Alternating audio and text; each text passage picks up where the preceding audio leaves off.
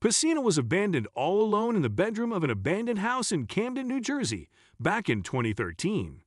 Extreme wounds covered his entire body.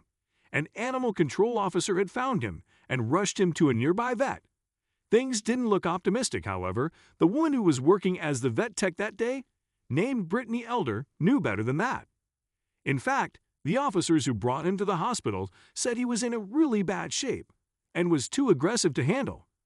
But Elder knew she had to give him one more chance. When they brought him into the treatment room, they had him in a giant crate, Elder said. I opened the crate, and he was cowering in the back and wouldn't come out, but I could see that he was all bloody and extremely wounded. They dumped him out of the crate, and he fell into my lap because he couldn't stand. He was shaking and so scared. His body was cold, skinny, and filthy. Elder sat on the floor with the poor guy and just held him for a little bit. Elder desperately wanted to help him and show him that he could still be loved. The vet and the animal control officers presumed that the dog had been used as a bait, given his horrible wounds. They were heavily expensive to treat, and the vet and the officers decided to put Pacino to sleep. However, Elder wouldn't let that happen. At one point, even though he was in so much pain, he looked up at me and licked my face, Elder said. It was at that moment I knew that this dog was not too aggressive, and that I had to do something to save his life. I decided that I was going to take full financial responsibility for him, foster him to bring him back to health, and figure out adoption stuff later.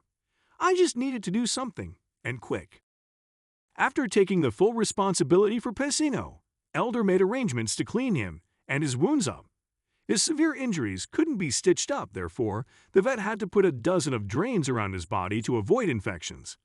After Pacino went through a surgery, Elder and her boyfriend started preparing to take Pacino home. They had no idea how to take care of the terrified and unsure dog, but all of their doubts vanished in thin air as soon as they arrived at home. Although Pacino was very skittish in the first few days in his new home, he almost immediately realized that his new mom and dad meant no harm and were there to help him. He seemed like he was abused by his former owner, but also like he felt safe now. He let them clean his wounds and give him medicines. It was a quick bonding between the couple and the dog. He trusted us so much that he allowed us to do whatever we needed to in order to help him, Elder said. The poor dog had no idea how to behave like a normal dog, so the couple realized he didn't have the best life in his past. Throughout his recovery, we literally had to teach him everything, Elder said. We had to potty train him, crate train him, teach him how to walk on a leash, get him on an eating schedule, teach him what toys were, and basically show him how to be a normal dog. Slowly, Pacino began coming out of his shell as he spent more time with Elder and her boyfriend, and it was not long before he blossomed into the goofiest dog ever. Along with his healing wounds, the scars on his heart healed as well. Elder had planned to actually foster Pacino for a while and then find him a forever home, but now she couldn't let him go. One thing that stands out in my mind the most was one of my friends had given him a little care package with a big red squeaky ball, Elder said. I think it must have been the only time he had ever seen a toy, because he didn't know what to do with it at first. After a few throws, he was obsessed with it, and that's when I saw his first smile. He was goofy, clumsy, and overall super sweet and eager to please. It was clear to us that we were in fact his family, and we couldn't ever let him go. Pacino has lived with his family for 5 years now, and he has only experienced a measurable amount of love throughout.